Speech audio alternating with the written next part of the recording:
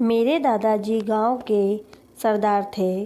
गांव में जिस किसी की भी शादी होती थी, उनके घरवाले एक रात के लिए अपनी दुल्हन हमारी हवेली भेज देते थे।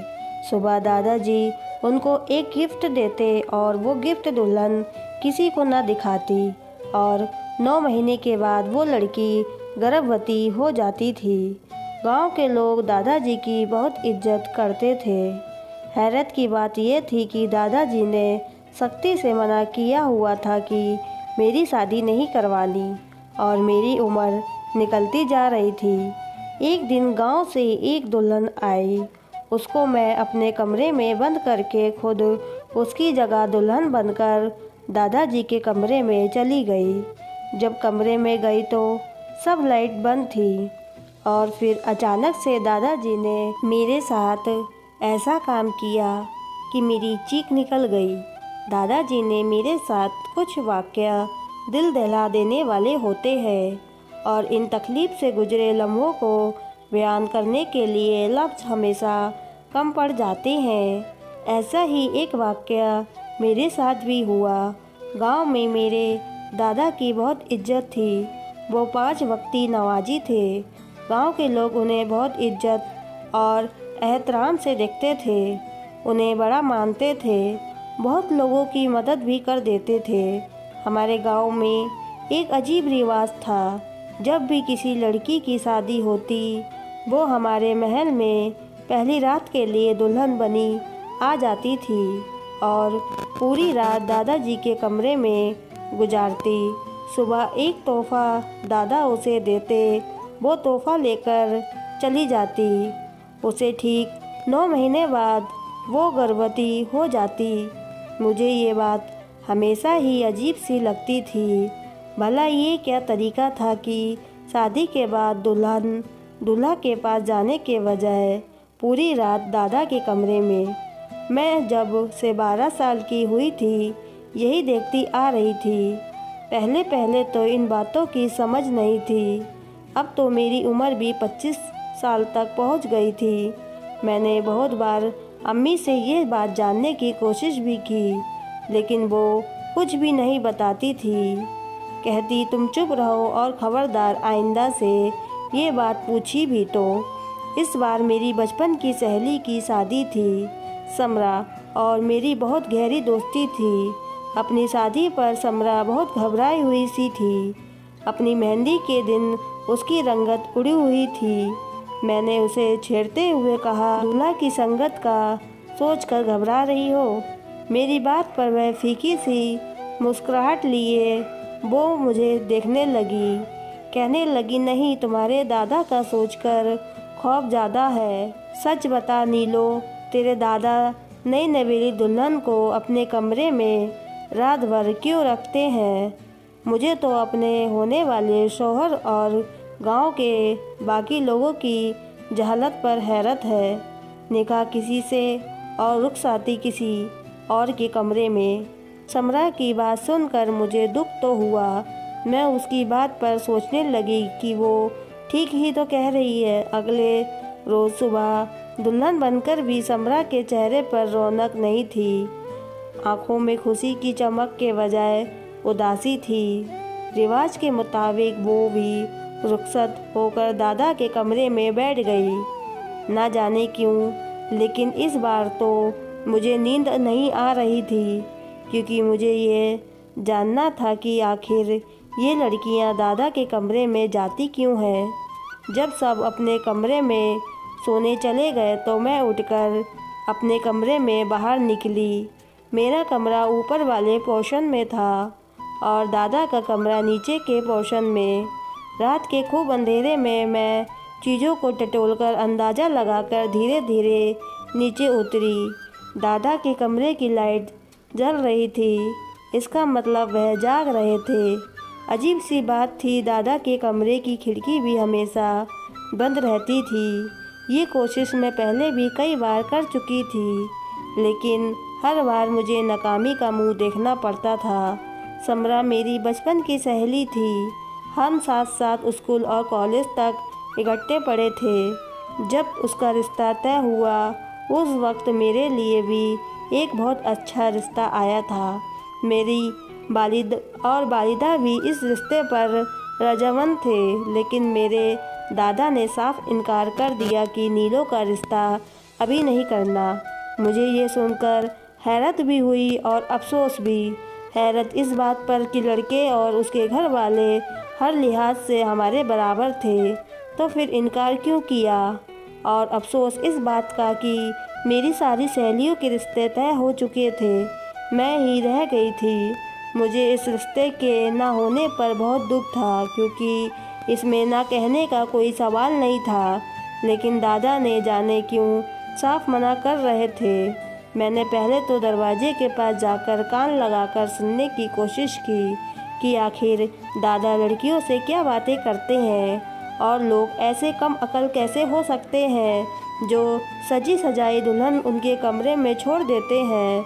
यहाँ तक कि दूल्हे को भी ये तलाश नहीं होता, भला ये क्या अंधेर नगरी है। मुझे सरगोशियाँ सी सुनाई दे रही थी, साफ लफ्ज़ों की समझ नहीं आ रही थी।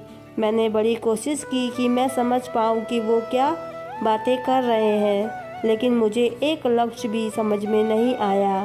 फिर मैंने दरवाजे की नोक से देखा कि शायद मुझे कुछ नज़र आ जाए कि आखिर कमरे में हो क्या रहा है, तो सामने की दीवार की सफ़ेद रंग के अलावा कुछ भी नहीं दिखा। मैं जितनी कोशिश कर सकती थी मैंने कर ली, लेकिन आज भी मैं मायूस होकर अपने कमरे में लौटी थी। कमरे में आकर मुझे नींद नहीं आ रही थी। बार बार यह ख्याल आता रहा कि आखिर कमरे में क्या हो रहा है। मुझे याद आने लगा कि जब मैं छोटी थी तो मैं इसी तरह एक दुल्हन को दादा के कमरे में जाते हुए देख रही थी। मैंने अम्मी से पूछा कि अम्मी, क्या आप भी शादी के बाद दादाजी के कमरे में गई थीं? अम्मी ने कहा, चुप बेशरम, मैं तो बहू हूँ उनकी, बिल्कुल बेटियों जैसी। अम्मी ने मुझे डांट दिया था। मैं उस वक्त 16 साल की थी। मुझे सोचा कि पूछूं दादाजी ने क्यों नई नवेली दुल्हन अपने कमरे में लेकर जाते हैं। फिर अम्मी से कहा तो दादा अंदर करते क्या है। मेरी बात पर उन्होंने एक थप्पड़ मेरे मुंह पर मारा। अम्मी ने कहा, जाओ यहाँ से, तुम्हारी उम्र नहीं है इन सब बातों की। मैं रोने लगी कि ये क्या बात हुई। दादा की उम्र है ऐसी हरकतें करने की जो वो कर रहे हैं। बहरहाल मैं पूरी रात सो पाई नहीं। सुबह ही नीचे उतर गई। मेरी दोस्त कमरे से बाहर आई तो उसके हाथ में एक तोहफे का डब्बा था। मैं फ़ौरन से समरा के पास आ गई, उसका हाथ पकड़ा और उसे अपने कमरे में ले गई। वो अब भी एक फैंसी कपड़े पहनी हुई थी, लेकिन चुप चुप सी थी। मैंने उससे कहा कि समरा, दादा के कमरे में क्या था? दादा कमरे में क्या करते हैं? मेरी बात पर वो खाली खाली आंखों से मुझे देखने लगी। कहने लगी, मुझे मेरा पति लेने आ चुका है, मुझे जाना है, मेरा साथ छोड़ दो। वो मुझसे अपना हाथ छुड़वाकर तेज़ी से मेरे कमरे से निकल गई। मुझे बड़ी हैरत हुई थी। ये तो दोस्त थी जो मुझसे कुछ भी नहीं छिपाती थी। हर बार समरा मुझसे ज़रूरत करती थी, और जिस राज को मैं जानने के लिए इतने सालों से बेचैन थी, मुझे पूरी उम्मीद थी कि सुबह होते ही मुझे ये राज मालूम हो जाएगा। मुझे फिर से मायूसी हुई थी। मुझे समरा पर गुस्सा भी आने लगा कि अगर उसके साथ कुछ गलत भी हुआ है तो उसे बताना चाहिए था। मुझे अपने दादा इस एक वजह से कभी अच्छे नहीं लगे थे। हालांकि उनका रवैया मुझसे बहुत स्नेह भरा था। चाचा की कोई औलाद नहीं थी और मैं भी माँ बाप की इकलौती औलाद थी। मेरी अम्मी मुझे बताती है कि दादी का मौत उस वक्त हुआ था जब मेरे पिता और चाचा छोटे थे, लेकिन दादा ने दूसरी शादी नहीं की। अम्मी तो इस बात को ऐसे कह रही थी जैसे दादा ने दादी के नाम सारी उम्र गुजार दी हो। मुझे सुनकर ताज्जुब हुआ था। मैंने दिल में सोचा, अच्छा होता जो दूसरी शादी कर ही लेते। दूसरी दादी कम से कम उन्हें ये सब जुर्म तो न करने देती जो हर नई दुल्हन के साथ करते हैं। मैंने ये भी दिल में पक्का इरादा कर लिया था कि समरा से सच उगलवा कर रहूँगी। चंद दिन के बाद मैं समरा के ससुराल पहुँच गई। उस वक्त वो बिल्कुल नॉर्मल सी थी। मुझे देखकर मुस्कुराकर गले मिली और अपने ससुराल में मेरी तारीफ करने लगी। उसका पति भी मुझसे खुश होकर मिला। मुझे उसके पति को देखकर कहीं से कहीं नहीं लग रहा था कि उसे अपनी दुल्हन एक रात दादा के पास भेजने से कोई ऐतराज़ या नाराज़गी थी। मैंने समरा से कहा, हम अकेले में बैठकर बात कर सकते हैं। वो ये सुनकर कुछ दुविधा में पड़ गई, लेकिन मैं खुद ही उसे उसके कमरे का पूछने लगी। वो मुझे अपने कमरे में ले गई। जब मैंने दोबारा से समरा से वही सवाल दोहराया तो वो गुस्से से उखड़ गई। कहने लगी, मुझसे क्या पूछ रही हो, जाकर अपने दादा से पूछ लो। मैंने कहा, अगर तुम्हारे साथ कुछ गलत हुआ है तो तुम चुप क्यों हो? तुम्हें सबको बताना चाहिए। मेरी बात सुनकर वो चिल्लाकर बोली, मैं सिर्फ तुम्हारी वजह से चुप हूँ, समझी? अब निकलो मेरे घर से।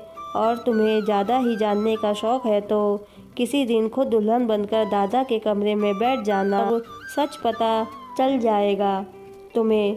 वो बहुत ही ज़्यादा गुस्से में थी। मैं घर वापस लौट आई। पहले तो मुझे समरा के घर जाने पर बहुत अफसोस हुआ।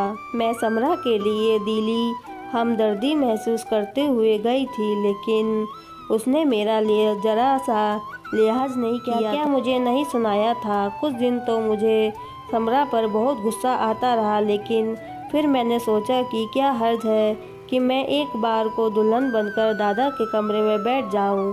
आखिर पता तो चले कि वो क्या करते हैं। वह सोच आते ही दूसरे ही लम्हे में मैं सिकन सी लेकर रह गई। तौबा तौबा, मैं भी क्या सोच रही हूँ। मैंने खुद ही अपनी सोच की जांच कर दी और उसके बाद मैंने इस मुद्दे पर सोचने से बचना शुरू कर दिया। उन्हीं दिनों मेरा एक रिश्ता आ गया। वो रिश्ता भी हमारे मध्य मुकाबिल का था, लेकिन दादाजी का वही इनकार अपनी जगह कायम था। अब तो मेरी बर्दाश्त जवाब देने लगी थी। मैंने अपनी अम्मी से कहा कि बहुत हो चुका, आप लोग क्यों दादा की हर बात चुपचाप मान लेते हैं? क्या मुझे यूं ही घर बैठाकर रखोगे? मेरी उम्र की सारी सहेलियां अपने घर हो चुकी और मैं अभी तक मायके की दहलीज पर बैठी हूँ। दादा की वजह से मेरी बात सुनकर मेरी माँ मुझे गुस्से से घूरने लगी। कहने लगी, बेशरम, गैरत बेच खाई है तूने, जो खुद अपने आप मुँह से शादी के लिए कह रही है। यही अपनी जवान को दबा ले। अगर यह बात किसी मर्द ने सुन ली तो खराब हो जाएगा कि लड़की होकर खुद से शादी की ख्वाहिश कर रही है। अम्मी ने मुझे दबे लहजे में गुस्सा दिखाते हुए कहा, ताकि उनकी आवाज़ कमरे से बाहर ना चली जाए। लेकिन अम्मी की बात सुनकर मेरे तो बदन में आग भी हिस्से में हो उस दुल्हन को पूरी रात छुए बिना मेरी अकल तंग थी। इस हालत पर अब मुझे किसी नई शादी का इंतजार रहने लगा। मैं दिल में पक्का इरादा कर चुकी थी कि इस बार दुल्हन के बजाय दादा के कमरे में मैं जाऊंगी। 2 माह बाद एक लड़की की शादी का बुलावा आया था। दादा इस बार पहले से ज़्यादा खुश थे, यहाँ तक कि अपने बालों पर मेहंदी भी लगाई। निकाह में नया जोड़ा पहना, इत्र की खुशबू पहले से ज़्यादा लगाई। ये सब देखकर मेरा दिल नाराज हो गया था। जब मैंने दुल्हन को देखा तो मेरे होश उड़ गए थे। वो 16 साल की खूबसूरत और हसीन लड़की थी। इतनी हसीन कि मैं दंग रह गई। वो लड़की बुरी तरह घबरा रही और बदहवास थी। पहले उसे हमारे बड़े से लाउंज में बैठाया गया। मैंने किचन से बाहर निकलकर मेन स्विच ऑफ कर दिया। तैयार तो इस तरह इस बार मैं भी बहुत अच्छे से हुई थी। जैसे ही अंधेरा छा गया, मैंने लाउंज में जाकर दुल्हन का हाथ पकड़ा और कहा कि मेरे साथ चलो। मैं उसे अपने कमरे में ले गई। मैंने जल्दी से उसका दुपट्टा उतारा और खुद पर ओढ़ लिया। अब अपना दुपट्टा उसे दे दिया और कहा कि तुम मेरे कमरे में जाओ और बाहर मत निकलना। वो मुझे हैरत से देख रही थी। मैंने तो दुपट्टे से अपना घूंघट निकाला और नीचे जाकर दुल्हन की जगह पर बैठ गई। उसकी कुछ देर बाद ही किसी ने मेन स्विच ऑन कर दिया। सब परेशान थे कि मेन स्विच किसने किया था। फिर मुझे दुल्हन समझकर दादा के कमरे में बिठा। मेरा दिल न जाने क्यों खौफ से फड़फड़ा रहा था। इतना बड़ा कदम तो उठा लिया था, लेकिन अब बहुत घबरा रही थी। अगर मेरा पोल खुल गया तो मेरे माँ बाप तो मुझे बहुत मारेंगे, लेकिन अब क्या हो सकता था। मैं उस वक्त दादा के कमरे में दुल्हन की जगह बैठ चुकी थी। दादा ने जब कमरे में दाखिल होकर अपने कमरे का दरवाज़ा बंद किया, मुझे लगा मेरा दिल भी बंद हो गया होगा। अगर वो मेरा घूंघट उठा लेंगे तो क्या होगा, सोच समझकर मेरे अंदर से जान निकल हुई थी। कुछ ही देर में दादा मेरे सामने बैठ गए। कहने लगे, आज तक जितनी भी लड़कियां मेरे पास आई हैं, तुम उनमें से सबसे ज़्यादा कम उम्र और हसीन हो। मैं तुमसे ये कहना चाहता हूँ कि मैं तुम्हें कल वापस नहीं जाने दूँगा। तुम्हें कल तलाक दिलवा कर अपने पास ही रखूँगा, क्योंकि मेरा तुम पर दिल आ गया है। इससे पहले कि वो मेरा घूंघट उठाते, मैंने कहा, ये कैसे मुमकिन है, मैं किसी और की दुल्हन हूँ। वो कहने लगे, मैं कह दूँगा कि तुम किरदार की अच्छी नहीं हो और मेरी बात पर सब यकीन कर लेंगे। अगर तुम मेरी बात आराम से मान लोगी तो मैं तुम्हें अपनी जायदाद से बहुत कुछ दूंगा। मैंने कहा, मुझे मंजूर है, मुझे वैसे भी अपना पति पसंद नहीं है। मैं आपके साथ बहुत खुशी से रहना चाहूँगी, अगर आप मेरी एक शर्त मान लें तो। वो कहने लगे, जो कहोगी मैं ज़रूर पूरा करूँगा। मैंने कहा, आप मेरा घूंघट उठाए बिना मुझे अपनी हर सच्चाई से आगाह कर दें तो मैं सारी ज़िंदगी आपकी दासी बनकर गुजार दूंगी। वो कहने लगे, ठीक है, तुम तो बहुत अच्छी हो जो मेरी बात हर खुशी से मानने को तैयार हो गई। सुबह ही मैं तुम्हारे बारे में गलतफहमी लोगों के दिल में डाल दूंगा कि इस लड़की का किरदार अच्छा नहीं है, तुम्हारा पति तुम्हें छोड़ देगा और मैं कहूँगा कि मेरा दिल बहुत नरम है, इसलिए मैं इसे अपना लेता हूँ। मैंने कहा, अब आप मुझे ये बताइए, आपने कैसे लोगों को बेवकूफ़ बना लिया। मेरी बात पर वो हंसकर बोले, ये भोले भाले बेवकूफ़ गाँव के लोग हैं। ऐसे ही किसी बात पर इन्हें गुमराह कर दो तो ये नस्ल दर नस्ल एक ही बात को बिना सोचे समझे किसी भी रिवाज की तरह अपनाए रखते हैं। फिर वो बोले कि वो शुरू से ही सबके दिलों में अपनी नेक नामी का धाग बिठा चुके थे। जब दादी का मौत हुआ था, उन्होंने ये ऐलान कर दिया कि वो दूसरी शादी नहीं करेंगे, क्योंकि उनके ख्वाब में एक नेक बुजुर्ग आने लगी है, जिनके नेक रूह उनके अंदर प्रवास करती है और वो हर बार किरदार लड़की एक रात में ही जान ले जाते हैं और वो पाक रूह औरत की ख्वाहिश से पाक है। इस औरत को बिना छुए ही एक प्रक्रिया करने से उसकी पाक दामनी बता देती है, बल्कि वो प्रक्रिया पूरा पढ़ना पड़ता है। लोग ये सुनकर मेरे दादा की बात पर यकीन करने लगे।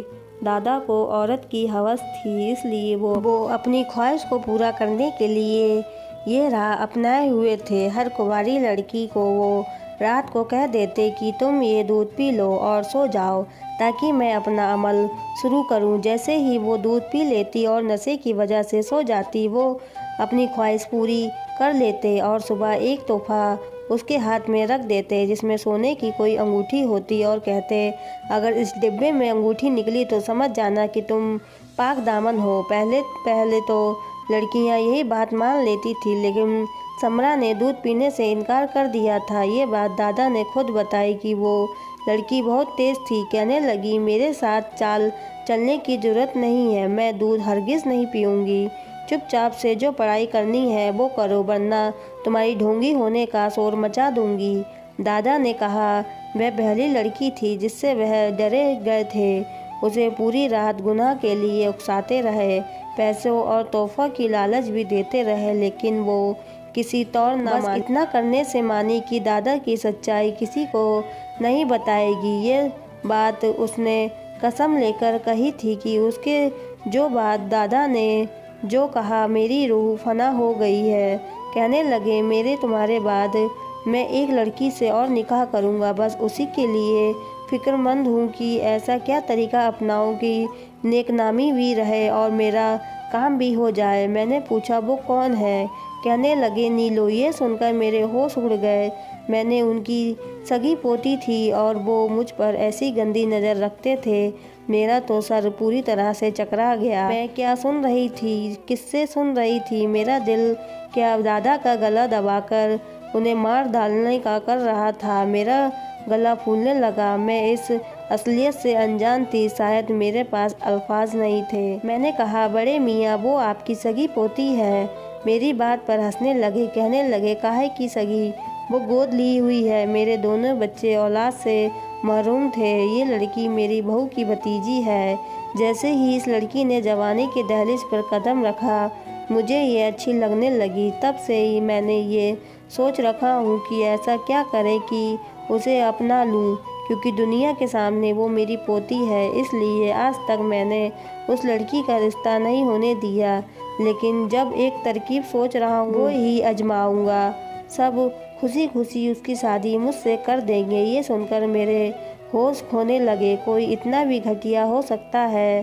फिर याद आने लगा कि मेरी उस्तानी कहती थी कि हवस की प्यास कभी नहीं ख़त्म होती, उसे जितना पूरा करने की कोशिश करो वो उतनी ही बढ़ती जाती है। और गुनाह किसी दलदल की तरह होता है, इंसान एक बार उसमें धंस जाए तो निकलना बहुत दुश्वार हो जाता है। मेरे पास मोबाइल मौजूद था। दादा की सारी सच्चाई मैं रिकॉर्ड कर चुकी थी। मैंने आंसू बहाते हुए अपना घूंघट ऊपर कर दिया। दादा मुझे देखकर दंग से रह गए। कहने लगे, तुम यहाँ क्या कर रही हो? मैंने कहा, आपकी सच्चाई सुनना चाहती थी। आप नेकनामी का लवादा पहने कब से लड़कियों के साथ गुनाह कर रहे हैं? आपको ज़रा शर्म नहीं आई? मुझे अफसोस है लोगों की नादानी सोच पर कि आप तरह होते हैं इंसान एक बार उसमें धंस जाए तो निकलना मुश्किल होता है। मेरे पास मोबाइल मौजूद था। दादा की सारी सच्चाई मैं रिकॉर्ड कर चुकी थी। मैंने आंसू बहाते हुए अपना घूंघट ऊपर कर दिया। दादा मुझे कहने लगे, तुम क्या कर रही हो? मैंने कहा, आपकी सच्चाई सुनना चाहती थी। आप नेकनामी का लवादा पहने हुए कब से लड़कियों के साथ गुनाह कर रहे थे? आपको ज़रा शर्म नहीं आई? मुझे अफसोस है कि लोगों की नादानी की सोच पर कि आपकी झूठी कहानी पर उन्होंने कैसे यकीन कर लिया। दादा के रंग उड़ गए। मुझे लालच देने लगे, पैसों का, सोने का, चांदी का। मैं बेड से उठकर कमरे से बाहर निकल आ गई। शोर मचा कर मैंने सबको इकट्ठा कर लिया। रिकॉर्डिंग मैंने सबको सुना दी। गांव में ये बात आग की तरह फैल गई। दादा को सजा मौत सुनाई गई। मुझे अपने किए पर ज़रा अफसोस नहीं था, क्योंकि मैंने एक गलत रस्म को ख़त्म किया था और लोगों को भी यही समझाने की कोशिश की थी कि ऐसे किसी भी बातों में आकर अपनी बेटी को किसी दरिंदे के सामने उसकी हवस का सामान बनाए नहीं। धन्यवाद।